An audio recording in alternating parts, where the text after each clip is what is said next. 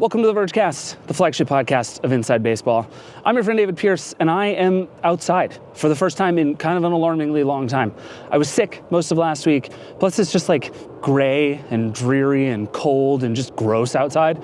So I've mostly spent the last week just kind of lying on the couch, feeling bad for myself and watching shows I've seen 50 times before, which, no complaints. It's a terrific way to spend your life. But I just needed to get outside. So we're just out for a walk. By the way, I've gotten some questions from people over the last couple of weeks who are like, David, what are you doing during these intros? Are you actually doing these things, or are you like lying to us? And the answer is, I'm always doing these things. I've done these intros from a train. I've done these intros from a paint shop. I've done them while putting together Legos. I did one at one point, like in a courthouse. And I don't think I was supposed to do that. I don't think I got in trouble, but probably not a good idea. But I'm here for you. The other question I've gotten a bunch is, David, why do you start the show this way? Nobody cares, just get to the tech news. And to that I say, that is terrific feedback and a perfectly fair point. It's also probably not gonna change, so I'm real sorry about that.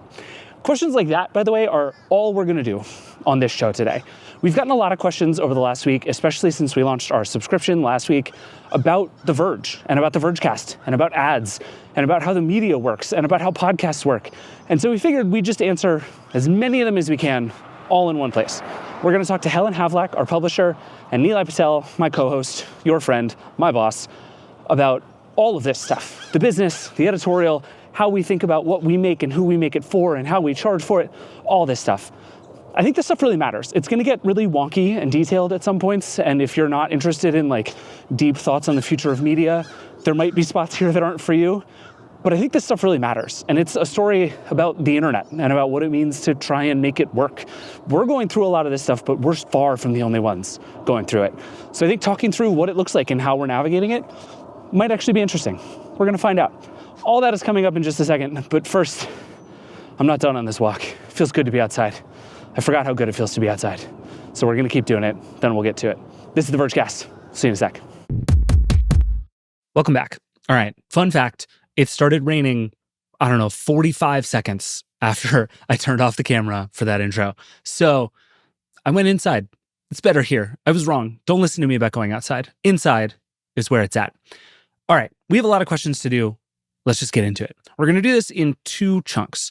First, we're going to talk to Helen Havlak about some of the more sort of explicitly businessy things about The Verge and the Vergecast. I think, as you've heard us talk a lot about on this show, we try really hard to keep those two things as far apart as possible. So Helen is going to talk to us about as much of the money as we possibly can. Then Nilay is going to come on and we're going to talk, I would say, more broadly about how we make the show and how we make The Verge and how we think about all of this stuff. There's going to be some overlaps, I suspect, between these two segments because Nilay and Helen are both tasked with thinking kind of big picture about The Verge at all times. But it felt useful to pull these two things apart. So first, we're going to talk to Helen. We got some questions, including the number one by a mile question that you all had about The Verge and the Vergecast for this meta show. So let's just dive into it. Helen Havlak, welcome back to the show. Thank you so much. Excited to be here. It's been a minute. I feel like you're allowed to invite yourself on anytime. So I assume the fact that it's been a while just means that you don't want to be here ever. And I have dragged you here against your will. I'm just an invisible presence behind The Verge that's been here for 10 years and is in everyone's DMs, but rarely appears in public. Is it 10 years now? It was 10 years in November, David. My Helen origin story is that you and I ran CES together one year, right after you joined and right before I left. And so we had this like insane crucible of a CES and then parted ways for a long time. And now we get to work together again. We spent a lot of time in that CS trailer where I learned that David is really good at writing headlines. And CS from a Verge perspective is exhausting, but fun. Some things don't change, it turns out. All right, so before we get into some of the questions we got from folks, let's just set up kind of who you are and what we're doing here. So you're the Verge's publisher. What does that mean? That means, first and foremost, for this show, I am Nilay's boss. That's very important. But what that really means is I am the layer of the company, Vox Media, our parent company, in between editorial, the newsroom, and the business side. So my job is to oversee the newsroom and kind of buffer it from the business things. When we talk about the firewall between editorial and business, hi, I'm Helen. I'm the firewall. You're the firewall. I'm the firewall. That's really good. And so I spend a lot of time making sure that The Verge is making enough money to support our journalism. I spend a lot of time working on management problems, strategy problems. I spend a lot of time on the phone with Nilay. But yes, I think for, all intents and purposes, my most important job is the firewall between the business and The Verge, such that we keep it running and keep everyone employed while also doing great work. Yeah, I feel like I always think of you as the person whose job is to be simultaneously the most high level and the most in the weeds of anyone at The Verge. Yes. One way I sometimes explain my job to people is I spend 30% of my time just on straight up management headaches. I spend 30% of my time on what are our biggest businesses that we need to take care of. That has historically been advertising. So I spend a bunch of time going to client meetings, events, all of those fun things. And I spend 30% of my time working on new businesses. Where do I think The Verge needs to be in the future? And the biggest one of those this year has been subscriptions, which I know we're going to talk about later. Yeah, so to that point, actually, one of the questions we've gotten a bit of is both why this, like why do a subscription to the website, but I would say more significantly, the question seems to be why now, as opposed to, people have been doing this for forever. There are lots of folks who haven't. Why was this the time? Well, I'll take those questions maybe separately, Sure. the why subscriptions and why now. Why subscriptions? I think anyone who listens to the Vergecast has heard Nilay and you, David, talk about Google Zero and some of the forces that are shaping the internet in the future. There have been a lot of pressures on media businesses over the years. The Verge is a big advertising business, but when you look at how does a big digital advertising business work today, things that are pressure on that business model, a lot of ad technology is made and sold by companies like Facebook and Google. They own an outsized portion of the total digital media advertising pie. Vox Media has insulated ourselves from that a bit by also having our own ad tech stack called Concert, which I don't think we talk enough about. But that's definitely one pressure. Another is the pressure of distribution on our scale. So advertising, you make a lot of money in advertising if you can charge high rates for it because the product you make is really good. Or maybe you're not sharing a cut of that with someone else. You make money because you're reaching a lot of people. And that's where distribution has really changed since, 2016, Facebook was sending a fire hose of traffic to everyone. Right. Google has been sending fire hoses of traffic to every publisher in the world. And with the rise of generative search, that's changing. Search is changing a lot. And so, Nilay and I have been talking for a long time about how do we prepare The Verge for a point where we're not getting a ton of traffic from other people's platforms. And so we need our own audience. That was the whole premise of our redesigned website in 2022. And so the kind of next extension of that, how do you insulate the business model from some of these big forces? Well, it's subscription. What drives a really good subscriptions business? It's really good content that reaches a lot of loyal people. And so it was kind of the obvious next place to go. That being said, we've been really cautious, I would say, in how we've approached it to try and keep a big free product of The Verge going at the same time. A lot of people use The Verge as a daily news utility. If we don't want to be so dependent on other people's distribution, I think we need to tend to that daily habit, make sure we do a good job there. But, I think the challenges of running an internet content business are huge. They're only getting harder and worse. I think the place we need to be to insulate ourselves from all that change is to have a healthy subscriptions business.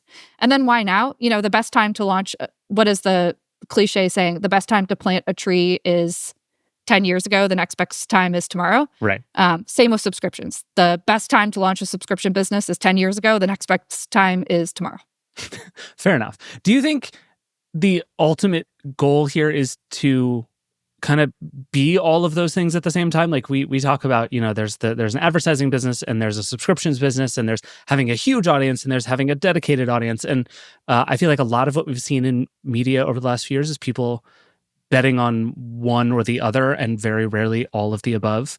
Do you think it's possible to bet on all of the above? When you say all of the above, the thing I would maybe clarify is I think where people got into trouble as media businesses was betting on total traffic and total page views. And what has become really clear as X has stopped sending meaningful traffic, as Zuckerberg has gotten less interested in news, is that true audience is different from a bunch of page views. Yes. And so when we're thinking about what do we need to invest in, it's true audience who comes to us directly.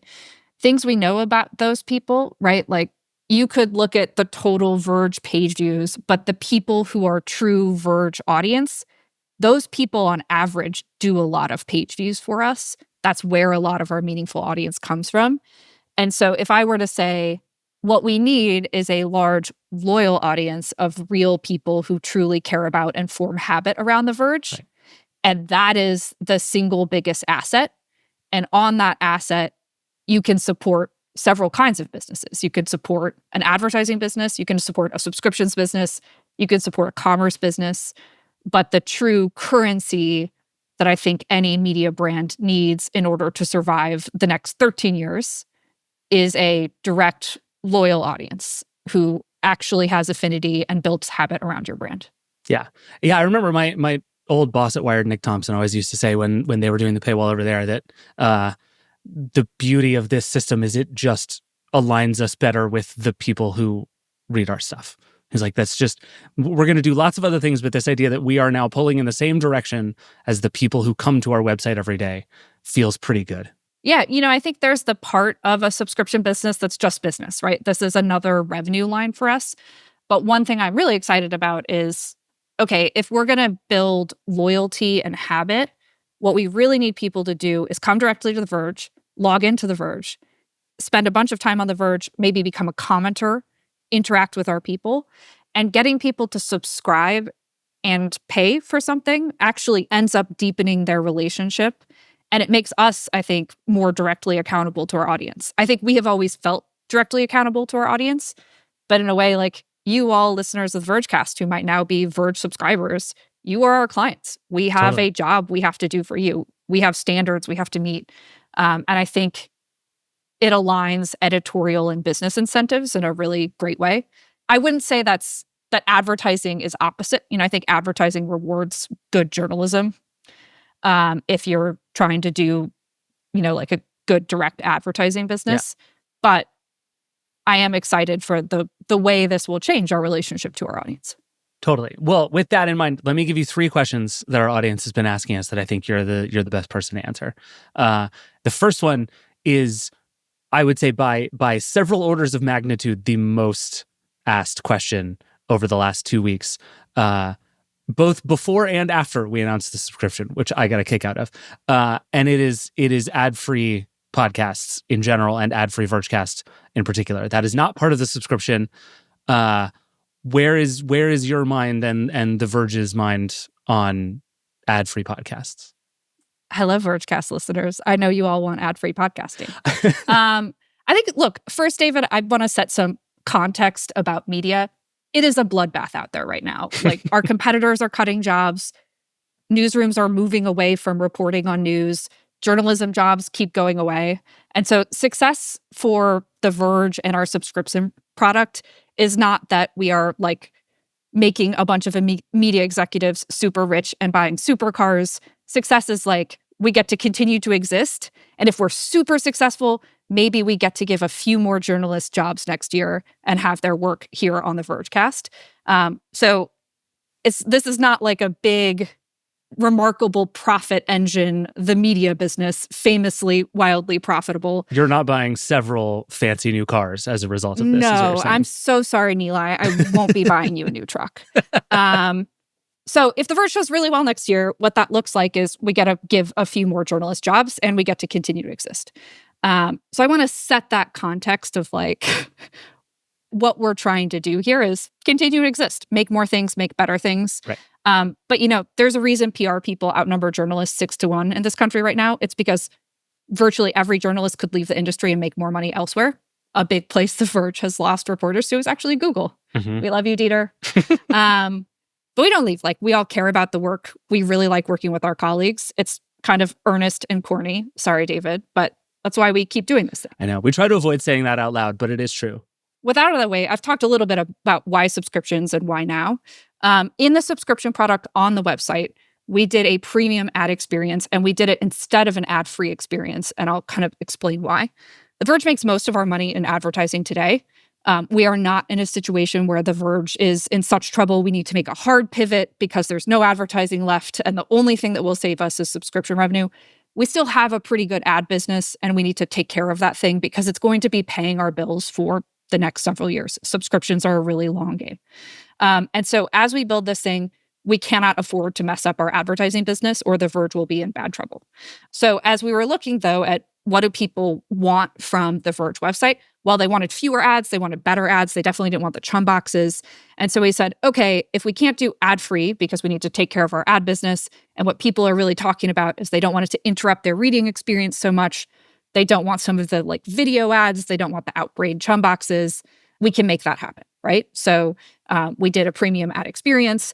And then benefits of that to the ad side are, those chum boxes and some of those other ad units, those are served by third parties. And so any ads sold there aren't sold directly by Vox Media. And so someone else is taking a cut. Mm-hmm. So when I got rid of those in our subscription, what I can also do is say to our advertisers, if you want to reach the premium Verge audience who subscribes and pays for us, the only way to do that is to buy your ads directly from Vox Media. And I love that because then I don't have to give a cut of any revenue to anyone else. Right. And that helps me insulate my business.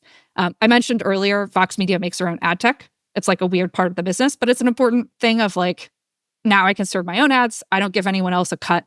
And so the end result of the premium ad experience on the website is we tend to the ad business. We maybe actually give us a really powerful, good tool to do better in the ads business.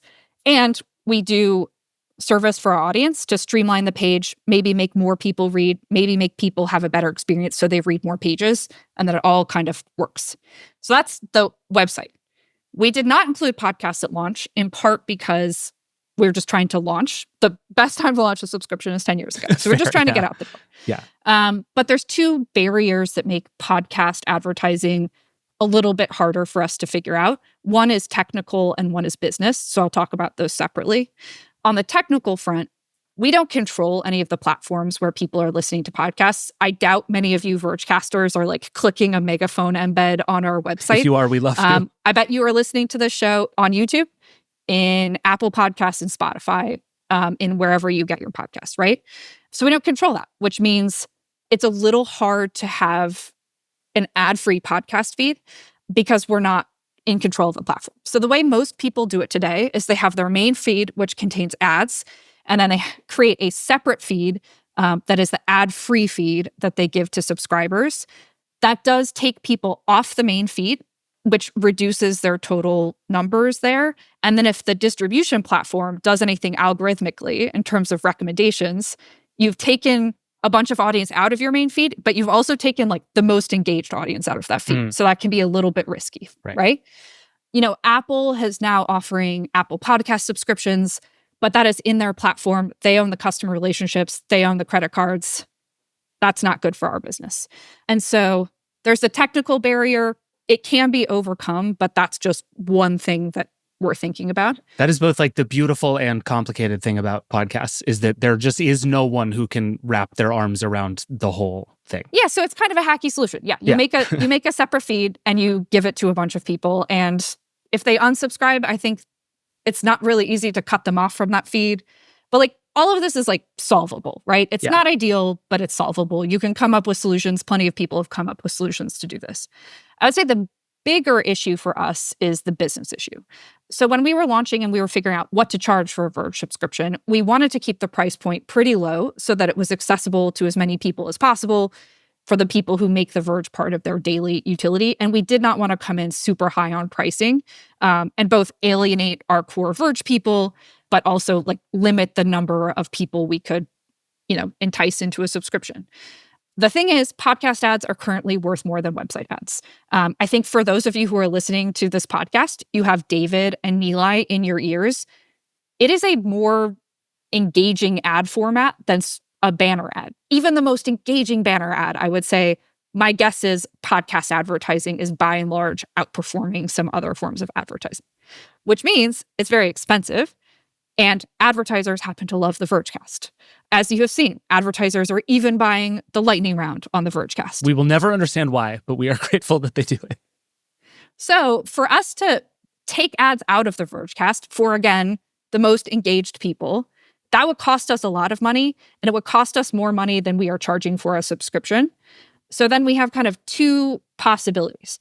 One is to say, okay, is there some kind of ad light experience similar to what we're doing on the website? Like, what is fewer ads that's few enough that you Vergecast people would not be still furiously angry that there are ads? Is it one pre-roll? Like, what does that look like? I think that's one avenue to explore. The other is to say, okay, maybe there's a price or a separate tier of Verge subscription such that we could take all ads out of the Vergecast without killing our business. And I think both of those are things we will be exploring. I know people want it. I would like to be able to give it to people, and I think we'll be able to figure it out. But those are just the business realities of podcasting ads and why it's a little harder for us to lose those.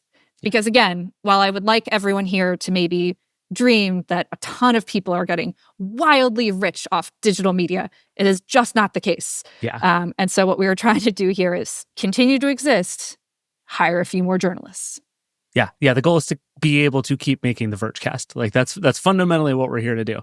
That's a good answer. And I will say, just to everyone who has written in, it's this and it's chapters on the podcast. And I promise you, we hear you. And we are thinking about both all the time.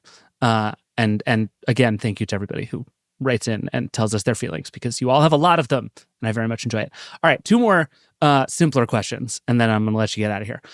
Question number one is, we got a bunch of questions about Apple News, both in terms of like, should I read the website if I want to support The Verge? Should I read and subscribe there? Or should I read it in Apple News Plus now that it's in Apple News Plus? And just a bunch of people trying to figure out the sort of content mix. We used to have a lot of stuff in Apple News. Now we're in Apple News Plus.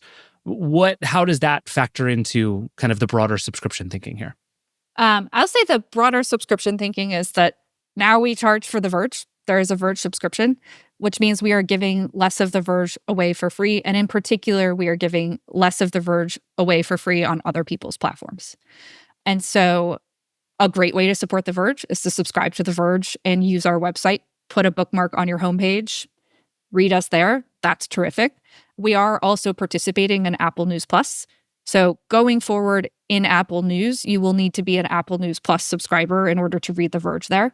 And I know there were some people, it sounds like actually more people than I thought, who were loyal Verge readers who were reading us for free in Apple News, who are really sad now. I was very surprised by how many people noticed us being gone from Apple News.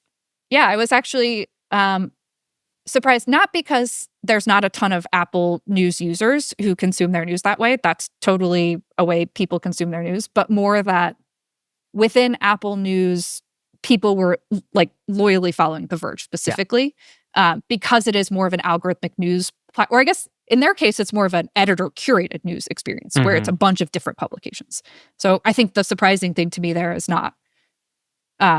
was more like they're curating so many publications that there's people who specifically care about The Verge who are reading us on Apple News. But the reality is we're now charging on our website. I would hate to be charging people for something on our website and then giving it away for free somewhere else. That would not feel also fair to the people who are paying us on the website.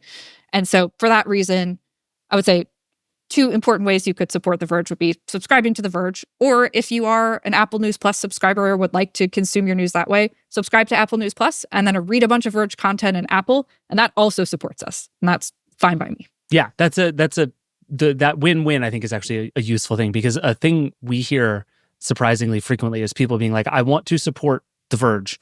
What is the best way to do that? And the thing I always have told people is come hang out on the website. And now I feel like it's come hang out on the website and pay for the website.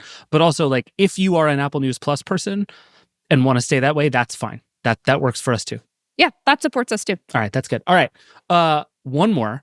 This is a question from Tim that I'm just going to read verbatim because I thought it was really interesting and I want to know what you think. Tim says, so you've often spoken about how adding a subscription model to something that is otherwise ad-supported can change how ads are sold or what the value of them is. It changes the demographics of the free users in a way that reduces the value of the ads. And then basically, like, what do we do with that now that The Verge has made this shift? Was that part of the thinking of making the shift? Well, definitely. I mean, I think you just heard me explain why we did a premium ad experience instead of ad-free, and it was for exactly this reason. If we were to take all of our content and make it totally ad-free for Verge subscribers, that weakens your advertising business, both in terms of scale, like how much audience is there, how engaged that scale is, and then also, I think advertisers perceive that someone who is paying for The Verge is someone who truly loves The Verge, truly cares about The Verge. And if an advertiser wants to work with The Verge, that's exactly the person they want to most reach, are like super fans. And so Tim is dead on that the reason we did not do ad-free is because we thought it would be too damaging to our advertising business, which again, will pay our bills for the next several years at least, and which I think can happily coexist. And so this is in the world of digital media where, again, like success is like journalism continues to happen. But you're seeing the same pressure play out on like platforms like Netflix, right? Netflix was ad-free for a long time and has finally had to reckon with the fact that even as a subscription business, their cheaper subscription tiers, they're not charging enough money to make up for the money they would make just doing ads. And so there is definitely a fine balance. If you put too many ads and you alienate people and they don't want to consume your content, that's a bad experience. And it's bad for the advertiser too. So I guess all of which is to say, that's exactly why we're doing premium ad experience and not ad-free. Okay, fair enough. And then how did we land on the price? $7 a month, $50 a year. Where is that? Is that number art? Is it science? Where did that come from? Ooh, that's good. How do we land on price? So we wanted to be affordable enough that we thought a lot of people who subscribe to The Verge could pay for us. We did a survey last year to ask people, like, would we be part of your kind of personal expenses or business expenses? And by and large, what we heard is we would be part of people's personal expenses. We didn't, therefore, want to charge hundreds and hundreds of dollars a year that we assumed people would be billing back to our workplace. Right. Which is like the Wall Street Journal money. Like that's a different kind of expense. Yeah. Or the information or some of those competitors, right? I think I would assume a lot of those subscriptions are being billed back to the workplace. What we heard is people want to subscribe to The Verge because they personally love The Verge. And it's part of not just their work utility, but it's also something that brings them entertainment and joy. And so those are the people we want to reach with our subscription, people who have a true relationship with The Verge, people who make it part of their daily habit. And so we didn't want to price too high that we would not be able to reach those people. And so we did a bunch of competitive research. We did a bunch of research on what it will cost us to like run this thing. We did a bunch of research on what is turning off all the ads that we turned off cost and what do we need to cover there. And so we kind of put all of that together to arrive at the price. We did decide to charge significantly less if people subscribe annually than monthly. That's because I want a long-term relationship with people. Our annual subscription also right now comes with this incredibly cool magazine, Content Goblins, that is deranged and perfect and wonderful. It's fantastic. Yeah. As a former engagement editor who did marketing and SEO before. You were a content goblin. Yes. We've all done it at one point. It's okay. Well, no, we're all still content goblins. That's true. David. But yeah, so we had to be expensive enough to cover our costs and make this a good business, but I wanted to be cheap enough, and Nilay and I think everyone wanted to be cheap enough that we thought people could afford this as part of their daily entertainment, maybe more so than an expensive subscription they bought through work. Fair enough. I like it. I don't know. There's not actually like that many great places to hang out online anymore. I don't know if like this is part of the canon of AI content that hits the web or how the social platforms are working. Like there just aren't that many fun places on the web anymore. I think The Verge fills that for a lot of people. I want it to fill that for a lot of people. Yeah. And so we wanted to price where it could be part of people's regular budget. And it is very fun to just be increasingly focused on making TheVerge.com a fun place to hang out. Like that, in addition to all of the like high-minded journalistic ideals, like that's a really fun problem to try and solve, is just make it a fun place to be. And that is a real goal we have. Yeah. Yeah, that was quick posts, right? That's what we wanted to do with the new website was create a homepage that's so fun. You sit there and you refresh it all day. Right. I mean, David, I think you know this, but I joined The Verge because I was a super Verge fan in my past life when I worked in marketing for Samsung. And I would refresh The Verge all day at my work computer. I just loved seeing what was happening. I loved 90 Seconds on The Verge. Real throwback. And we're going to get emails about that now. Yeah. And I think having that kind of energy of like a cool place to be, someplace you want to refresh and see what's happening, and like, I don't know, what Liz Lopato has decided to quick post in a given day. Like, it should be a fun place to be. Totally. All right. Well, we got to take a break. But Helen, you have to come back soon and talk about something other than the grand business of The Verge. We have lots of stuff. It's going to be fun. As you know, David, I'm going to come back and I'm going to tell you how I use Figma for garden design. Oh, wait. Yes. Sold. That was an even better pitch than I expected. We're going to do that. All right. Helen, thank you as always. Bye, David. Thanks for having me. All right. We got to take a break, and then we're going to come back, and we're going to talk to Nilay. We'll be right back. Support for the Vergecast comes from Fundrise. Venture capital is widely seen as one of the most lucrative asset classes in the world. Go look at the S&P 500. Nearly every tech company on that list was once funded by venture capital firms, producing billions of dollars in profit in the process. The hard truth, however, is that the biggest venture funds are almost entirely funded by institutional investors. So unless you knew a guy who knew a guy, you and 99.9% of individual investors did not get to participate in the pre-IPO growth of any of those blue chip companies. The Fundrise Innovation Fund is finally changing that. It's a more than $125 million fund. It holds some of the most exciting pre-IPO tech companies in the world, and it's designed specifically for individual investors. You can get in early at fundrise.com/Verge. Carefully consider the investment material before investing, including objectives, risks, charges, and expenses. This and other information can be found in the Innovations Fund prospectus at fundrise.com/innovation. This is a paid advertisement. Support for the Vergecast comes from Stripe. Payment management software isn't something your customers think about often. They see your product, they want to buy it, and then they buy it. That's about as complex as it gets. But under the hood of that process, there's a lot of really complicated things happening that have to go right in order for that sale to go through. Stripe handles the complexity of financial infrastructure, offering a seamless experience for business owners and their customers. For example, Stripe can make sure that your customers see their currency and preferred payment method when they shop, so checking out never feels like a chore. Stripe is a payments and billing platform supporting millions of businesses around the world, including companies like Uber, BMW, and DoorDash. Stripe has helped countless startups and established companies alike reach their growth goals, making progress on their missions, and reach more customers globally. That platform offers a suite of specialized features and tools to power businesses of all sizes, like Stripe Billing, which makes it easy to handle subscription-based charges, invoicing, and all recurring revenue management needs. Learn how Stripe helps companies of all sizes make progress at stripe.com. That's stripe.com to learn more. Stripe. Make progress. All right, we're back.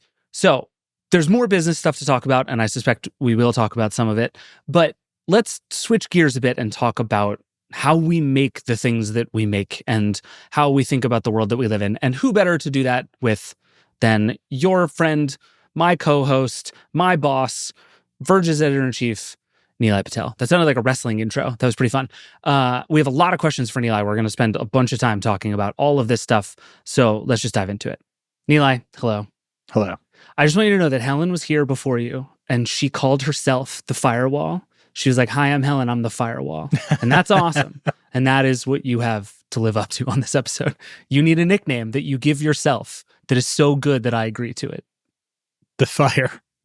The fire. There we go. All right, that's pretty good. Okay, so we got a lot of questions around a couple of different themes. So I have tried to sort of break this up thematically, but you're going to notice it just gets more random as it goes because we just got a lot of questions. We're going to answer as many of them as we can. But can I just agree with you that Helen is an incredibly hard act to follow? Yeah, oh, God, yeah. There's a reason we made her our boss. We were like, you should be in charge. Yeah, it's very real. Okay. We have what I would call like a gentle controversy to start with, which I'm very excited about. So let me, I'm going to play you a question and then I'm going to read you an email, and I think they're together. So we're going to talk about them together. If this isn't about whether or not the editor-at-large of The Verge should have a shitty TV and good taste, I'm going to be very disappointed. No, I think everyone's actually pretty aligned on that one. I'm the outlier on that one, but that's okay. I'm good with it. All right, let me just play this question for you. Hi, this is Jessica from Massachusetts. One of the things that I've always appreciated about The Verge was the wall that you put between the sales department and the newsroom. Now that you have lightning round sponsorships, and now that the team is aware of who the sponsors are, how are you going to maintain that journalistic integrity? Thanks so much. Love you guys. Been listening for years. Okay, so we have that, and I'd also like to read you an email we got from Max. My daughter? Not your daughter. Okay. But you never know. Max does have thoughts. The email is, why do I have to be quiet? Max writes, Nilay has said multiple times that he keeps a firewall between the newsroom and the ads team, and it's been said that they would make money if the news people read the ads versus ad people. Nilay goes as far as to not directly say the companies that are sponsoring the lightning round. But David does ad reads for the Vergecast. Liam, I know he's the producer, but he does appear as a voice from time to time, also does them. What makes those reads different or acceptable? Why can David do ad reads, but Nilay can't? Different questions, same thing. Wait, Respond. no, I think they're different things. Are they? Yeah. Why do you think they're... Okay, well then let's pull them apart. Why do you think they're different things? So we can look at our own website and see who our advertisers are all the time. That's a very normal thing. So knowing who the lightning round sponsors are, to me, is not any different than knowing whatever wireless carrier is buying ads on our site around iPhone time. It's been 13 years. I know the wireless carriers buy ads on our site around iPhone time. I think you can see that doesn't really affect how we cover the wireless carriers, right? So knowing who the lightning round sponsor is, to me, that's just all of a piece, right? We can see the product that we deliver to the audience, and we just don't let that affect us. Like, where they come, they go. The rule is the advertising team doesn't get to tell us what to do, and we don't get to tell them what to do. Right. And that is very difficult. Like, there are ads on this show that I know people would prefer we didn't have. But because the advertising team doesn't get to tell us what to do, our ability to open the door and start telling them what to do is challenging, because then the door's open. Right. Now we're negotiating, and I don't want to have that negotiation. So that's just different to me. Right. We're aware of what they're doing, because at the end that we assemble the whole product and we put it out in the world. And the lightning round is new, and it's funny that the first sponsor was a big company. But we have ideas for that too. So we're just going to work that out. It's new, but I think that is a familiar expression of the firewall. And the reason I was joking that I'm the fire is because the people that yell the most, the yelling usually goes in one direction. It's me that way.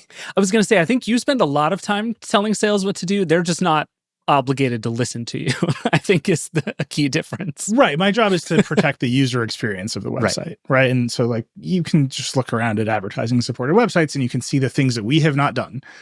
And that is a lot of me and Helen agreeing that we're not going to do those things. And then I'm just the heavy. Like, I get to yell, right? She has to go run our business. So that's that. So have I adequately separated these two things? Yeah, no, I think that's fair. And I think the point that I was going to make about the firewall is what you said, that it exists in both directions, which is that, like, they see the stuff that we make and we see the stuff that they sell, but neither side has any idea of what's going on. And, like, I didn't know when I made the rundown for the show who was advertising in that show. So, right, it's like, knowing who they are is, I think, less compromising than if we understood more of the process and how much money was involved and what was sold for when and to whom. Like, that we stay away from very much on purpose. But, like, you're right. I can look at our webpage and tell you who's advertising on it. And I think by and large, that's mostly fine. Yeah, and I can pull that even farther back. We trade on a lot of old school journalism. Right? We're built on a foundation that has been around for a long time. So when you were printing magazines, that advertising was printed in the magazine. Right. And you had to physically assemble that product and decide where the ads would go. I was a car and driver reader in the 90s in Wisconsin when I was a kid, and half of the letters to the editor were like, why are there BMW ads around the BMW review? You're biased. And, like, they would print the letters just so they could say, look, no, we're not. Whether or not you believe them in the 90s in car and driver. They did give a lot of good reviews to BMWs back then. But this is just like an old muscle, right? You have an editor-in-chief and you have a publisher, and Helen and I have a great relationship, but she's the business and I'm the newsroom, and we're supposed to have a little bit of tension. Yeah. And that's good. Like that's what we mean by the firewall. Like she has to go make us money and I have to just spend the money. Great. I didn't know you were reading the ads, and I'm just going to tell you that you have to stop. I think I've read one ad this year. Okay. For whatever it's worth. Yeah, okay, so we should talk about this in two ways. One is just realistically, you are my boss and you get to tell me what to do. So like you win this fight. But I think as a co-host of the Vergecast, I do want to press on this slightly because I think this is something I just have less religion about than you do on podcast ads in particular. Yes. And I just want to poke at it, right? Like the line for me of like, we don't make branded content, right, is like so clear and so clean and so important to everything that we do, right? So like when years ago, like branded blog posts were like a huge business for BuzzFeed and it was a thing everybody was talking about, like the divide between those two things was always very clear to me. That's less problematic for me in podcasts than like it's not quite as stark for me there. Like you see a lot of podcast ads where one thing they really want is like personal experience, right? So you hear your podcast host talk about the product they got and why they like it. That's part of the ad. The advertiser pays more money for that. And we just resolutely won't do that. We just don't do it. And the middle ground there where it's like the host who is obviously reads an ad, is just like a common part of the form of podcasts. And frankly, just makes me feel less gross than it would in some other forms. And I can't totally describe why, but that's where I'm at. Like, I think the advertiser I read an ad for is like not somebody we would ever cover. I would never do it for somebody we would ever cover. And yeah, I don't know. It felt okay. And it always comes to me as like, here's a thing to do. I'm like, sure. And I just read it and it's over. I would say one of the major challenges of having David work at your organization is David's like, yeah, I will do everything. And then you're like, wait, that rocket ship is gone. And I have to reel it back in. And that's very much the David Pierce experience. And I love it. I have no complaints about that. But I think I've just been radicalized over the past 5 to 10 to 13 years of running this place. I think that nuance is gone. I think it is dead. And I particularly think that the new audience, the younger audience that came up in influencer world, does not even know that there should be a firewall, does not even know that we're trading on hundreds of years of traditional journalism, editor, publisher dynamics. We're going to print a magazine and the ads are going to sit next to the reviews. And there's a whole ecosystem and there's lots of crotchety old journalists who talk about the fights. Like they don't even know that existed because it's gone. Right. We're just rebuilding the ecosystem from scratch for better or worse. And most of the creators we compete with have decided that there's not a wall. The wall exists within themselves, right? And they have to, and I think a lot of them do a good job of explaining where their lines are going to be. Fine. Our line is just very different. And I think the second we make it more complicated, we lose. Right. And so like us saying, well, we have a list of approved advertisers that we'll do host reads for, but we won't do personal, like in the broad ecosystem of stuff. Like, I think that message just gets lost. Right. And the idea that you can pay us to say stuff is the only message that comes through. So that's why I've been like over the years, like I used to read some of the ads and I thought it was funny. When we restarted the Engadget podcast, we had no ads because who was going to buy our show with me and Josh and Paul just like restarting this old podcast that was sitting around. And when we got our first ads, we were like thrilled, right? Because it was like validating. And I can see a bunch of creators feel the validation of, an advertiser. Oh, yeah. The first brand deal is a moment as a creator. Yeah. And I'm totally sympathetic to that. So like I've had all the experiences. I just think now at this point when we are rebuilding this ecosystem from scratch for an audience that has no familiarity with it, where the instinct and the expectation is you can pay people to say things on social platforms, I think we just have to be harsher about it.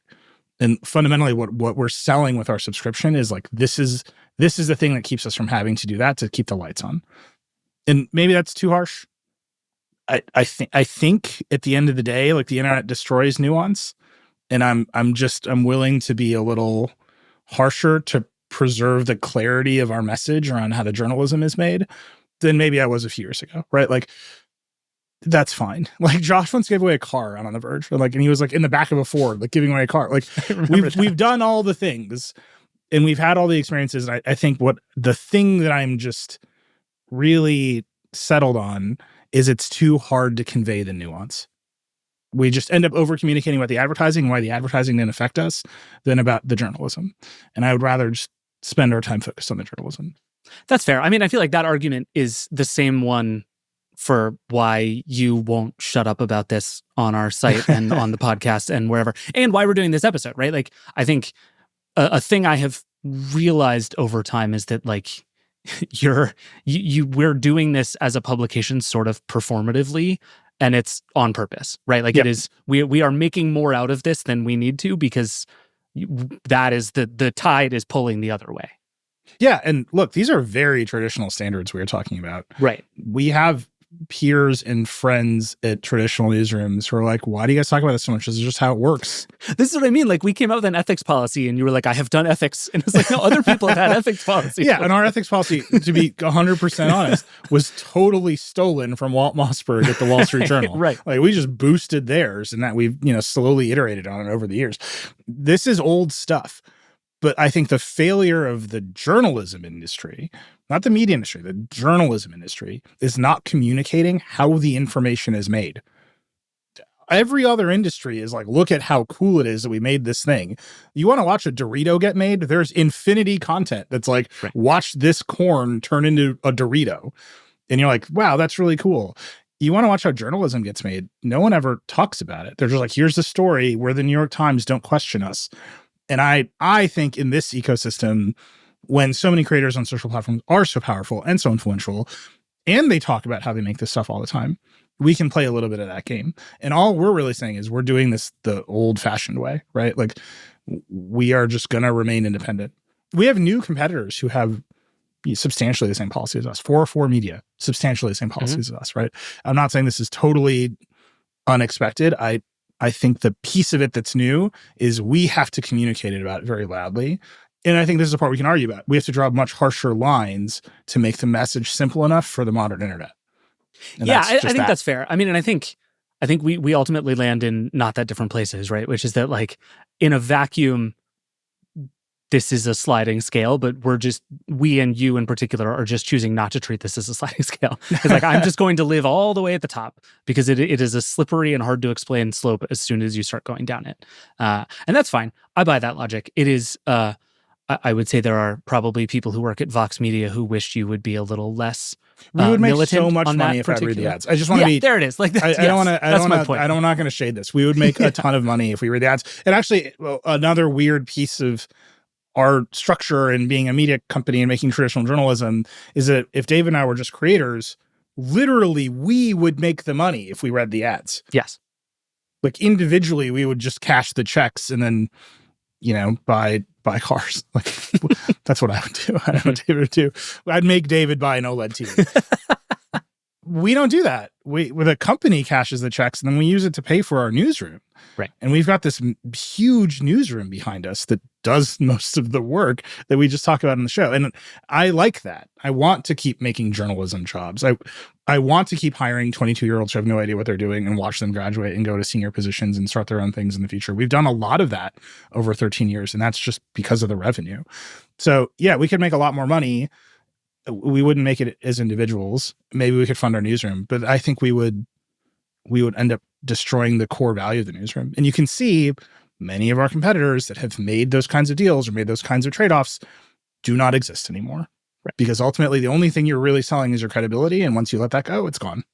Right. And there's you can draw a straight line from the end of that sentence to, and this is why we did the subscription, right? Like, it aligns all of that stuff much more cleanly when the people who consume our stuff are the ones who pay for that stuff. There's just no weirdness in that circle in a way that is really, really clarifying and helpful.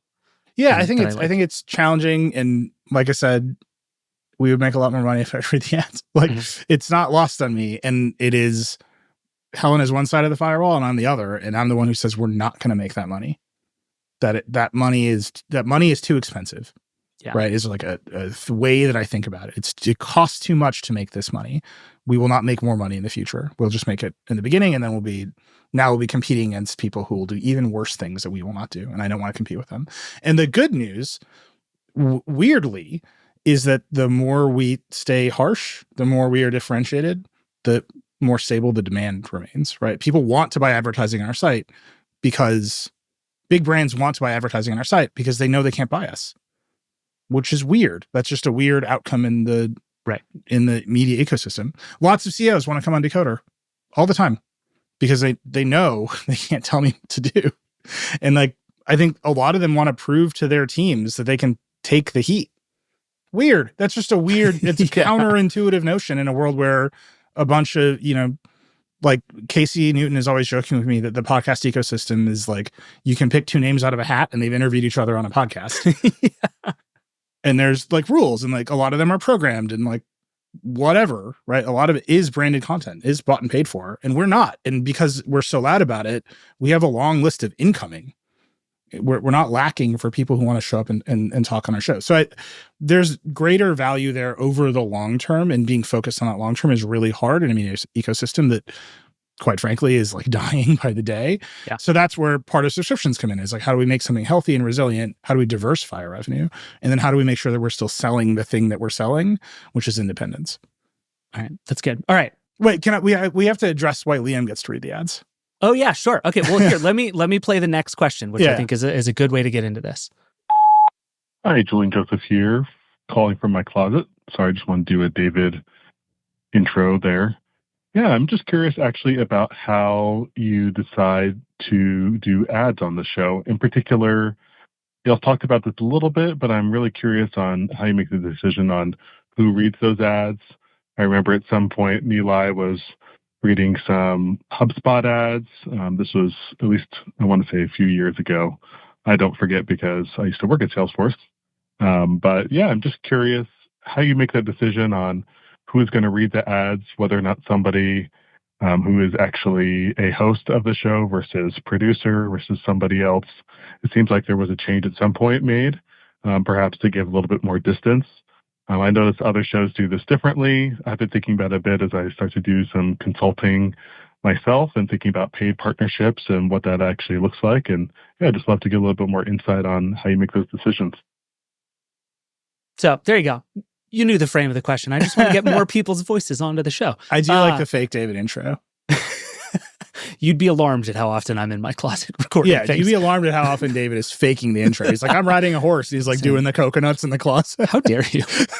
How dare you? Look, this is the inside baseball, man. That's what the people want. David has so many coconuts in his closet. So yeah, why Liam? So the reality of we would make a lot more money if we read the ads is real. Right. And that is just demand in the market. That what they want is host reads. What they want is what David is talking about, personal experience. They are trying to trade on the trust you have with the voices you're hearing. That's advertising. That is just fundamentally how advertising works. They're like, you trust this person? Now they will sell you a cell phone. And that if you watch television advertising, you're like a random SNL celebrity selling you Verizon. That's just a thing that is happening left and right. So that's like the foundation of advertising. And I honestly have no like moral complaint about that. That's how that industry works, and it's worked for a long time, and I think people understand it. Where I think it gets dicey is we as journalists should not be endorsing things, especially as product reviewers. And there's other categories where maybe it makes sense, but we do so much product reviewing that we should not be anywhere near products. At the same time, we know the demand in the market is there. So our solution here is that Liam is a character on our show. He is a familiar voice, but he is just the producer of the show. He's not writing product reviews for the site. He doesn't have editorial control over the show, which I have a lot of sympathy for Liam. Being the producer of the show that the editor-in-chief hosts, real pain in the ass. Yeah. huge pain in the ass. So it's just insulated enough. And then the rule is Liam doesn't get to do anything except read the copy that is delivered to him. So there's not even that back and forth weirdness. We think that's a good solution, right? We think it matches with the experience everybody else has on other podcasts, which is like, here's a familiar voice reading this thing. It's not our voices, right? So we solved that problem, and maybe we've gotten it wrong. You should tell us, but it creates enough of the same product where our sales team can go into the market and compete without causing all of the downstream problems, because it's not us. And like in a very real way, it's not us. I'm open to the feedback, but I think there's enough division there where the nuance isn't being crushed, or I'm not relying on the nuance. Like, it's a different person. I will say my dream for the longest time has been to bring back the hype desk and have an on-staff influencer who just lives on the hype desk. Yep. This is the loneliest job in America.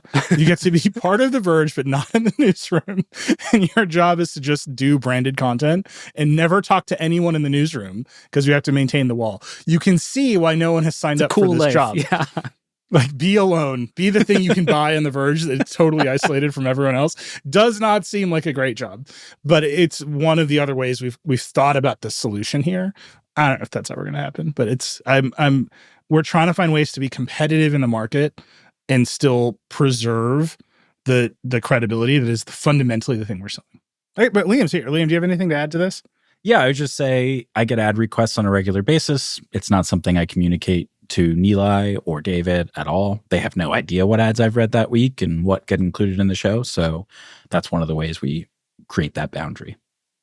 Yeah. I do enjoy the emails I get every week from people complaining about one ad or another. That's how I find out who advertises on our show most of the time, is from people who are mad about it. So those emails are really interesting. I think they're proof that people can't tell the difference, right? That it's all one experience, and mostly our competitors take responsibility for the whole experience. Yeah, that's fair. And we just don't. And like, I think that's weird. I think it's dissonant for a lot of people. But I don't know if you can keep them separate while you're taking the junkets and while you're accepting the brand deals and negotiating the rates. Maybe some creators can. Again, there's lots of them who have really laid out exactly what they will and want to. Michael Fisher, Mr. Mobile, has been very complimentary of our ethics policy over the years. He has done an excellent job of laying out what he will and won't do and how it will work for him. But he still takes the money, right? And like, you've got to trust him. I think a lot of people do. I think that's a reasonable position to take. Like, he's laid it out. He's been explicit. He's very clear. That's not every creator. Right. And I think that's too hard for us at scale. I can't run a whole newsroom being like, I've made up some rules. Like, it has to be simple, and it has to be simple for the audience. Yeah. All right. We have a few more quicker ones that are less about Nilay's feelings about ads. Let's just plow through these before we have to take a break. Let me play you a couple. This, I think, might have been my favorite question we got this entire time.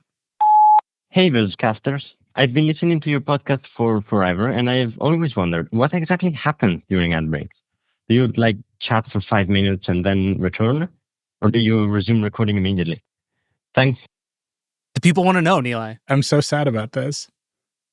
This is a real, we're going to destroy your suspension of disbelief. I'm really sorry about this. Like, I don't want to tell you. We don't know. We just say, okay, we got to stop. And then we hit a button to pause the recording and then another button to start it again. And we just keep going. Sometimes we get seltzers. I would say that's like the main ad break activity is a beverage. Yeah. But the show is not recorded in real time. There are people out there who want us to do the Vergecast live more. I would say that's a thing we will probably do occasionally, but there are people who are like, I want the unedited live version of the Vergecast. And I'm like, it would blow your mind.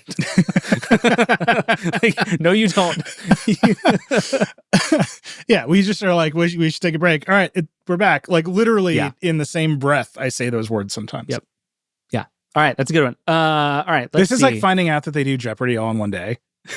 And they just change their clothes. Like, I was heartbroken. God. Okay, I had a friend very recently who won several episodes of Jeopardy in a row, and I've only gotten like bits and pieces of the process of how they do it. And it was like 100 years ago.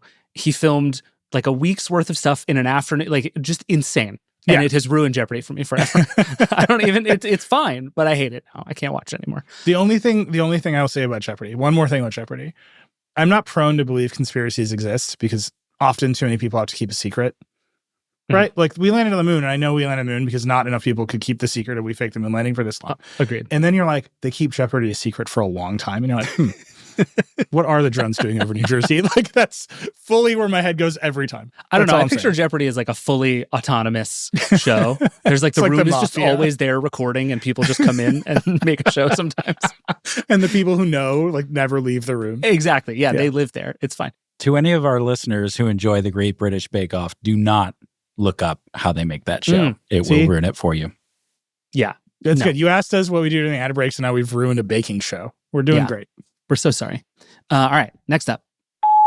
Hi, Vergecast. John Rokos here. Two things for you. First, ever since you started doing all these additional podcasts, it's like so many podcasts. I loved it so much better when it was concise and it was just the Friday episode. Because now it's super hard for me to keep up with my other podcasts because all these podcasts are so good. I just subscribed. I love you guys. Keep up the great work. Thank you. So I wanted to pick this one because this is a question we've gotten a bunch, which is basically like we do a lot more Vergecast than we used to. And that is part of what you brought me here to do a couple of years ago. Do you want to explain how we think about the Vergecast now? Yeah, I mean, part of the answer is it's your job to figure it out. But the thing that I'm reacting to most is the idea that we used to be concise. I don't know if you listened to our first album. That was like a quadruple-sided prog rock exploration. It was not concise. Sandinista is what we made. I remember the early days of The Verge. We would record in the studio in our office at 4:00, and we would leave at like 6:30, like physically exhausted at the end of some episodes. It's like, I can't talk anymore after this episode. Yeah. So I appreciate that in the over the haze of time, concision has been added to our list of qualities. I actually think having more episodes lets us be more focused because we're not trying to cram every idea into one thing. And really, as you run a media company of whatever size, you start to realize you have to make more focused products. Things have to go find their audiences. Our TikTok channel doesn't really look anything like our homepage, and our homepage doesn't really look anything like our YouTube channel. And that's just how it goes. And for the podcast in particular, I think we know that the Friday show has a big audience that does not want us to mess with it too much. And there's just too much to fit into this show. And the Tuesday show is allowed to tell more narrative kinds of stories and build its own audience that wants a different kind of thing. So my recommendation to anyone who thinks we're doing too much podcast is figure out what you want from us, and then we have probably provided it to you. And that's a way for us to grow the audience as opposed to just extracting more from the audience we have. And that's really what we're after, is we want to grow our audience, particularly like new audience. People have not encountered us before. We want to go find them with stories that are interesting and bring them into the fold. And you do that with focus. Yep. That's a good answer. I have no notes. David's like, I'm doing 3 more episodes a week. Yeah, listen, 8 days a week, Vergecast. Here we go. All right, one more, and then we're going to take a break. Hey, this is Leo calling from beautiful Holland, Michigan. Hey, I got a question about the Vergecast meta episode and maybe a little bit of an axe to grind. Hey, I'm wondering, you guys a couple years ago went through all the work to make this beautiful redesign and rebrand of the theme song and all that. I'm an audio podcast listener, so maybe this isn't true on the YouTube version, but you guys have this great theme song, and then a year or two later, you chopped it down, so we just had bum, bum, bum, bum, bum, bum, which is a little bit of a bummer. And now for the last month or two, it's just been bum, bum, bum, bum, welcome to the Vergecast. And what's the deal? Do you think we don't have the attention span for it? Is this the TikTokification of the show? Love to hear your thoughts about why the theme song's been trimmed. Thanks, guys. Love the show. Yeah, Liam, why has the theme song been trimmed? Good question. He was close with the TikTokification. It's not quite TikTok, though. It's YouTube. We want the YouTube to match the audio feed. And on YouTube, starting out with a big, long theme song is just kind of, not something people will sit through. So we made a compromise and shortened it down. But I think this person's right. I don't really like it either. So Eric, our audio engineer, and I, we're going to go back to the drawing board and see what we can do with our theme song to refresh it and not be so jarring, for lack of a better word. That's the third episode every week is just the full theme song. We should just publish it once there you go. I love that. Yeah. Can we sell ads against that? We had a lot of fun. Breakmaster Cylinder, who also did the Decoder theme song, did the revamped Vergecast theme. This is just some lore. Josh Topolsky wrote the Vergecast theme, and really we were listening to that MGMT song that everyone liked. You can see there's a direct line of inspiration there. So then we had that one. It was great. And then we didn't have the stems. Like Josh, he just like made it on his computer and like, here's the thing. Like we made it. All lost in the midst of time. So we had to like redo it so we could do all the stuff David's doing on the Tuesday episodes with music beds and stuff. Like we just needed more stuff. So this was a good time to like make more stuff. And it was really fun to work with Breakmaster Cylinder. And I've always been worried that we made it too aggressive. Like it's a cool thing to listen to, but like there's like a saxophone break in it. Yeah.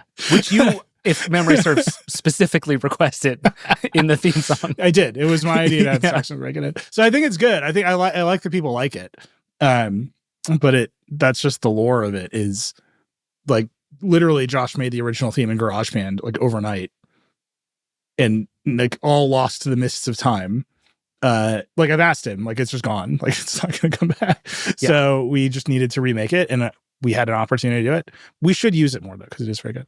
It is very good. And by the way, if you want to blame YouTube for it, you should, but you should specifically blame YouTube Music and the way that it interacts with YouTube and just the truly insane way that YouTube has approached podcasts. But that is for another show. All right, we got to take a break, and then we're going to come back and we're going to grab bag our way through the rest of these questions. We'll be right back. Support for this show comes from ServiceNow, the AI platform for business transformation. You've heard the big hype around AI, but the truth is AI is only as powerful as the platform it's built into. ServiceNow is the platform that puts AI to work for people across your business, removing friction and frustration for your employees, supercharging productivity for your developers, providing intelligent tools for your service agents to make customers happier. All that is built into a single platform that you can use right now. That is why the world works with ServiceNow. Visit servicenow.com/AI for people to learn more. Support for the Vergecast comes from Grammarly. You might have someone on your team who's always saying you need another tool to boost productivity. We've all got our David Pierce. But let's be real. All these so-called efficiency tools can actually leave your work feeling scattered and totally draining. And what's worse is they might be burning through your budget too. That's why Grammarly delivers a consistent communication experience across your organization's ecosystem, so roadblocks at work get unblocked fast. Best of all, it only takes days to implement, so no IT overhead required, so you can unify your team and see results right away. Grammarly seamlessly works across 500,000 web and desktop apps, and Grammarly stats say your company will get 25% faster time to resolution for support tickets, 52% less time spent writing sales emails, and you can potentially save 19 days per year per employee. I personally use Grammarly for every email I send out to a guest for this podcast, and it's just great peace of mind knowing I haven't made any typos. You can join the 70,000 teams and 3 million people who trust Grammarly to work faster everywhere they communicate. Just go to Grammarly.com/enterprise to learn more. That's Grammarly.com/enterprise. Grammarly, enterprise-ready AI. All right, we're back with Nilay Patel. We have some more questions. Nilay took one sip of water during that ad break. No, we talked for 5 minutes. Nilay and I Liam read sat stuff for 5 minutes and listened to the ads. All right, let's run through a few more. So this is kind of a grab bag set of questions. We got a lot of people who just have questions about The Verge, how we work, how we're thinking about things. So we're gonna plow through a bunch of them as fast as we can. Sound good? Yeah. Fabulous. All right, here's the first one. Hey guys, now that The Verge has gone subscription, it's got me wondering about the Verge redesign again. I make websites and digital products and things for a living, and the redesign was kind of huge. It kind of felt a little bit like Ben Thompson's aggregation theory of like aggregating stuff from other sources and pulling the value into your own homepage. And I'm curious how it worked. Just like as a person who does this for a living, did it work? To what extent did it work? Should I apply the same theory to other websites? I'd love any insights you can give. Thanks. Bye. So we got a couple versions of this question. So just to make it very slightly broader than this, the question we got several times was essentially, it's been a little over 2 years since our redesign. We've done the subscription, which is obviously another huge change to what The Verge is doing. Looking back, did the redesign work? Yes. And it's actually really funny you mentioned Ben Thompson, because when we launched the redesign, he was like, oh, that's aggregation theory. And I went onto his podcast and talked about it for an hour. Nice. Because that is exactly what it is. If you have a big direct audience that you are already serving, the easiest thing to do is make the product more useful. And I actually got this idea in a pretty tangential way. We had done a bunch of surveys about how people felt about different tech companies. And the most loved tech companies were Google and Amazon every year that we ran the survey. And Apple was actually kind of at the bottom of the list of the big tech companies. And we were just like trying to figure out why. And it's like, oh, these are utilities. People use Google and Amazon every single day. Yep. And they kind of don't. They just like hold their iPhones to use Google. And that probably has shaped a bunch of our coverage, but it also shaped a bunch of our product thinking, which is people come to our homepage every day and we should make it as useful as possible. And then people will come back. And this has come up also with Blue Sky recently and the way they treat links. Like, I think they've been pretty open. Like, we're part of the web. We will send you away because we know if we send you away to high quality things, you are more likely to come back. Yep. That same idea we've had the whole time. We will send you away. We are happy to link out. We're happy to link to our competitors. We have some ideas about how to make that more seamless in a world of paywalls. Stay tuned. But we just know that making our own product more useful after 2 years has worked. Like, time spent on our homepage has gone up by like minutes. No one can move that number. Like, it is an impossible number to move on almost every product, and our redesign accomplished it because there's just more to look at and more places to go, and then people come back. Yeah, the idea of a homepage was like an open question not very long ago. I mean, like one of the things we talked about, you showed me the very early versions of this before I came back, and I had come from a place where we were having genuine conversations about, like, is it even worth having and caring for a homepage? And I think I would say both history and the rest of the media industry has proven homepages pretty much correct the last couple of years. And not to harp on this because David hears me harp on this all the time, but it is just about owning your own distribution, right? This is why people have email newsletters. They can email it to you directly, and there's not an algorithm between you and the audience. Our homepage is just us. Here's a feed of stuff we liked, and you can come look at our list of things that we liked. And I think people enjoy that because they know that we made it, not the Facebook algorithm made it or the X algorithm made it or whatever. So there's some value there. I don't know if that's a thing you can just like cold start because it only works if you have an audience. It might work if you can communicate to a big enough audience that this is what you're doing and there's continual value there. But the idea that your product should directly be the most valuable thing that you make and you can show it to people, then you don't let someone else's distribution get in the way. That is everywhere in media right now. Right. That is every newsletter author. That is every homepage redesign that you're seeing. It's, we got to take control of our distribution. Yeah, totally agree. All right. Next up, we have a question from Clemente, who says, I'm a huge fan of The Economist, and I especially love their print editions. There's something quite different sitting down with a nice thick magazine with a bunch of amazing art. You guys could take a page from The Onion and come out with a couple of editions a year, maybe including your best long form pieces. Would The Verge ever come out in print? We're the last website on earth. Would we ever be print? That's Clemente's question. And I want to excuse things like Content Goblins, which is amazing. Yeah, and everyone we've made a lot of should get. over the past But year. like, I think the question is like an ongoing sort of serious print product of our journalism. Is that a thing you'd ever be Will we interested in? print out the website and mail it to you several times a year? But like pretty. Pretty. Yeah. Maybe. Like the world's most qualified maybe. And the qualifications are a number of things have to go our way in unlikely directions for that to be worth our time. I want to do it, which is why it's a maybe. I think it would be really fun. And I've only ever worked in digital media, and I've always just been jealous of print covers. Everybody who's listened to the show has heard me say, I just want to circle things in red pen. I watch David Haskell, the editor-in-chief of New York Magazine. He really does just print out the thing and like look at the layouts. That's awesome. Yeah. Right? Like, that's cool. It's a lot of work. Like closing every issue of New York Magazine, we watch them do it. They work on the floor just above us in the New York office. It's a lot of work. And that's a 50-year-old legendary magazine, and the work is worth it. We would have to just start all that from scratch. And so maybe we can do it in some small ways. Maybe we can do more regular zines. Maybe we can build our way up to it. That's the set of unlikely things that has to break our way. There's nothing stopping us from doing it. It's just a whole other set of work that, time is a zero-sum commodity. Like we would just have to stop doing some other work to do that. Yeah. All right. I would personally love to do it just because I want. Back at Wired, they used to have like a row of vertical touchscreens, and they would put a page up on each one and literally like page through the whole magazine on it was awesome. I want that so bad. I don't think it worked, but it was cool. They didn't seem to do any work. They just showed it to people, and that was awesome. All right. Next question. We're going to do two more, and then I'll let you get out of here. Here is one that I very much enjoyed. It's a particularly an Eli question. Hello. My name is Nick. I'm calling from Minnesota.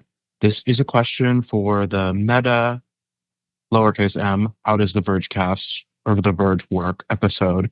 Nilay often says that the Verge is like a Montessori and he just lets people pursue their passions. But I would like to know a little bit more about the nuts and bolts of that. There obviously must be some check-ins and, how do you make sure people are moving forward on projects or choosing the right projects or pursuing passions that are relevant to your audience. I am finishing a master's degree in organizational leadership. So these types of people management and organizational development questions are really interesting to me. I'd also like to know how has that shifted as the Verge has grown, right? It's easy to run a Montessori style team when you have a team of 6 and maybe harder when there's a team of, 100 or something. Anyway, bye-bye. I did a decoder question for you. Oh boy. Yeah, if you'd like to hear me contend with that question, I spend an hour a week doing therapy with CEOs, and that's all that show is. Yep. How do I do this? Can you tell me? Do you know? Do you know how you're doing it? And the answers are often much more revealing than anyone wants them to be. Yeah. It was easier at the beginning. That's actually the first thing. There's still a handful of co-founders on our team, Sean Hollister, Thomas Ricker. Like, we're all here. David was like employee number 1.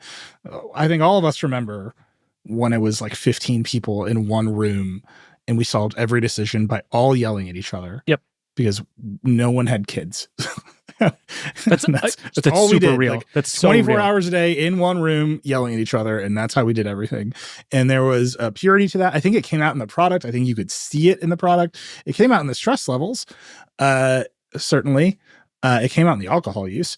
That is totally not scalable. I have as much fond recollection of our startup days as anyone. It was fun. You can't run an organization that way. And even if you're doing the startup days, you still should stop it as soon as you can. That's just not how to do it. And now we're bigger, right? Like much bigger, and we're totally distributed. We're not even all in the same room anymore. So we have had to come up with a bunch of other ways to communicate what we're doing and why we're doing it and how we do it. I think the job as the editor-in-chief is just scaling taste. Like, all a publication is a taste. At the end of the day, that's all it is. Like, that's what matters. Like, here's some stuff that's in, here's some stuff that's out. That's the whole publication. So for us, it's just a lot of conversations about that. Why is this a Verge story? And is this good enough? Are the only 2 questions I think I consistently ask. Everything else is kind of just like on the margin, like tactical. Like, did you talk to this person? Or have we written a good headline? But the 2 questions that we come back to that the whole team is kind of always asking is, why is this a Verge story? And is this good enough? And if you get everyone doing that all the time, you don't have to police it. Right? Because everyone knows that they're allowed to ask those questions to each other and that they should know the answers. And the answer to is this good enough is almost always no. Right? Like, that's the right answer to that question. And then it's like, well, wait, we have to get it out the door. Like, we're in a race. We got to get the story out the door. We'll fix it later or something. Or it's, I need to go back and make it better. And as long as everyone agrees that those are the shape of those questions and that you should be prepared to answer them, then you're fine. Right? Like, you can really trust everyone to go as fast as they can, because at the end of the day, everyone is asking themselves those questions and prepared to ask one another those questions. Yeah, that's pretty good. And yeah, for more, listen to Nilay talk on Decoder just incessantly all the time. How do you do this? Yeah, you joke that you started doing that show to learn how to manage, and it feels more and more true every episode. But the thing that you're realizing is that no one is good at it. And so it's like, I don't know if that makes me feel better or worse. Do you have a plan? What is it? Can you say it out loud? Something about doors and decisions. That's all I know. All right, last one, and then I'm gonna let you go. This is a question from Jeffrey. This is going to sound like a really self-aggrandizing way to end this, but this is a question we actually get a lot, and I think it's interesting to answer. Jeffrey says, what can we all do to ensure the viability, longevity, and success of The Verge? Obviously, the simple answer is subscribing, but I think it's worth it to remind your loyal audience about the need to support the website, whether through subscribing or other methods. I have the site bookmarked and check it several times a day, consuming ads and giving you clicks and theoretically some amount of revenue, and bypassing the Google search algorithm and the associated ills. Are there other metrics that help you show your reach and popularity that Verge lovers should be using? Do article shares matter? Should I click every affiliate link just to help you out? Should I be following my favorite Verge writers on other social media, X, Blue Sky, Mastodon, etc.? First of all, Jeffrey, I love you for asking this question. Yeah. And second of all, this is a question we get a lot, and I think goes back to what we were talking about at the beginning of, like, if people want the stuff that they like to succeed, right? It's why people cheer on their creators for getting brand deals. It means you get to keep doing this, right? Like we want our favorite teams to win. What does that look like for The Verge? Throwing out, give us $50 a year, which you should do. Come be part of the community and comment mean things on all of Nilai's stories. What else goes on that list for you? I've just come to accept that our competitors are not other publications. They are creators. I think that's fine. I hope you've heard me say over and over again, I wish them all the best. I think some of them do excellent work. I hope all of them are successful on their own terms and they build their own businesses and everyone does a great job and has a good time. We make something different, right? And that's fine. Like our product is differentiated from the creator ecosystem by dint of the fact that we have our own distribution, that we have whatever traditional journalistic ethics policy, all this stuff.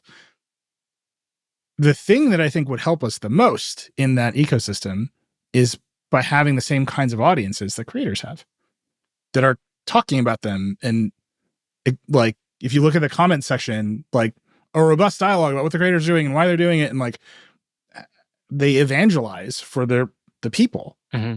And I don't know that any media organizations have contended with that fact. Like as a group, the journalism industry has been too high and mighty for too long. That is just a failure. I see that failure. I perceive that failure very clearly. I think most people perceive that failure. And you kind of have the Jeff Bezoses of the world being like, you trust the media less than Congress, the media will have even less of an opinion now. Right? That's what he's doing with the Post. Right. Patrick Soon-Shiong at the LA Times, billionaire owner of the LA Times, is going to add a bias meter to their stories, an AI-powered bias meter to their stories, so you can push a button and like read the other version, like the unbiased version of the story. This is the most undercutty thing you can do to a newsroom possible. Yeah. These are just reactions to the idea that people don't trust the media. Okay. I think those are wrong, especially for our kind of newsroom, which is inherently evaluative. Like we hold the phone and I'm like 7, like there's no, there it is. Like, right. There's straightforwardly, we're like, this is bad, like all the time. So I think it's better for us to say we're in a relationship with your audience and it's going to be the same kind of personal relationship, for lack of a better word, parasocial relationship, where we're real people that you know, and we're accountable to you the way that creators, I think, feel accountable to their audiences on these platforms. There's a lot of dynamics in there that I think are hard. But what I'm boiling my answer down to is like, you should care about us. You should communicate with us. You should communicate to other people about why what you're getting from us is different or hopefully better than what you're getting from everything else. Because that's really, at the end of it, I don't want to do a bunch of marketing about our ethics policy. I want to have an audience that's like, this ethics policy is important to us, and see more places try to copy it to increase the quality of the media that people consume. That's a big goal. I just can't do that on my own. And that's, I think, the way you can help. But also like follow us on Blue Sky, right? Yeah, like but also you might as well buy every affiliate product. I don't even know how that works, but like do that. Just send me a check personally. I actually think that's the one you shouldn't do. I think if you send Nilai a personal check, he has to give it back. I will read your name on the show. But yeah, the high-minded thing that is in the back of my head all the time is, if we are successful doing it this way, we might push some people to try and copy how we talk about our ethics policy and the making of the journalism and the independence. You can see it with the independent newsletter folks, right? It's happening over there. You can see it with the 404 Media post. I'm not saying they're copying us, but you can see that there's a response to the void of that stuff by talking about it more. And I'm just sort of like hopeful that if we can build audiences that like openly say in the market, this is the thing we like, then there will be more supply of it. It's pretty good. All right. You need to go. Yeah, I quit. That was my last day. David's in charge now. Yeah, he's going to read all the ads. Let's go. Post-read ads forever. Yeah, Nilai, we got lots more questions, so we'll find some other time to keep going through some of these things. But thank you to everybody who emailed and called, and keep stuff coming. We got lots of stuff left to do, lots of stuff to figure out on the subscription, lots of new ideas about Vergecast stuff. If you want me to read more ads, tell Nilai. It won't work, but you can tell him anyway. Nilai, thank you as always. Thank you. All right, before we go, Liam, come back just for 1 second. Sure. What's going on? We just made some CES plans. You know them better than I do, so tell the people what our CES plans are. Absolutely. The Verge will be back at CES this year. But what's special is that this year we're doing a live Vergecast. It's going to be on January 8th, which is the Wednesday of CES week. It'll be free and open to the public. And yeah, we're hoping to get a bunch of people out there to have a good time with us and just do a live Vergecast and talk about CES. Where is it? Are we doing it at like the Vegas stadium with 60,000 people? Is that Nope, we're going to be right on the Strip. It's at the Las Vegas Brooklyn Bowl, of all places. There's a Brooklyn Bowl in Las Vegas? We're bringing New York to Vegas this year. There we go. I love it. Yeah, we have a couple more episodes between now and the end of the year, so we'll keep reminding y'all. But if you're going to CES, it's Wednesday night. Come hang out with us. It's going to be very fun. I'm told there will be food provided. There will. Food and drinks. That's all that matters. All right, Liam, thank you. Of course. All right, that is it for the Vergecast today. Thank you to Helen and Nilay for being here, and thank you for listening, and thank you especially to everyone who called and emailed with questions. People are always like, oh, why do you do these meta shows? Does anyone care?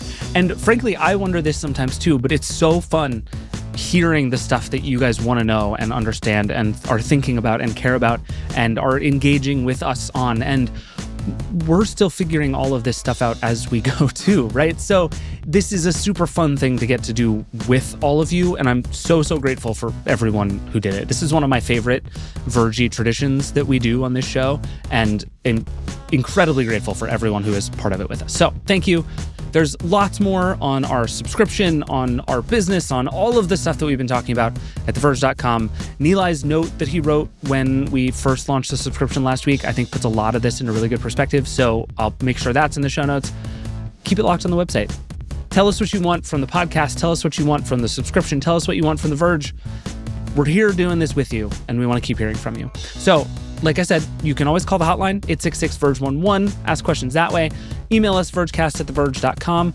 If I'm being completely honest, I in particular have been bad about checking the email recently because it just got overrun with spam at one point, and it became kind of annoying to dig through every single day. But I actually think we solved the spam problem. I've been better at checking it recently, so keep the emails coming. We love hearing from you. This show is produced by Liam James, Will Poor, and Eric Gomez. The Vergecast is Verge production and part of the Vox Media Podcast Network. Nilay and I will be back on Friday to talk about somehow the fact that there is still news in mid-December as we wind towards the holidays. Plus, we have some other fun stuff planned between now and the end of the year. We'll see you then. Rock and roll.